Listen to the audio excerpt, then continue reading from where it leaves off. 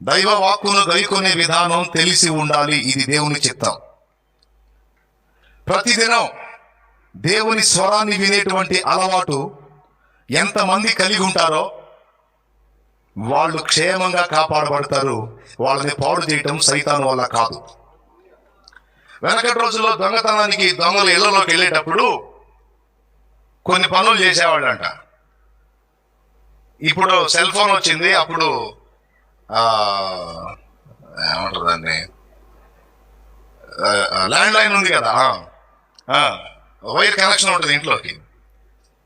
ఈ దొంగోడు ఏం చేస్తాడు తెలుసా? ఆ వైర్ కట్ చేస్తాడు.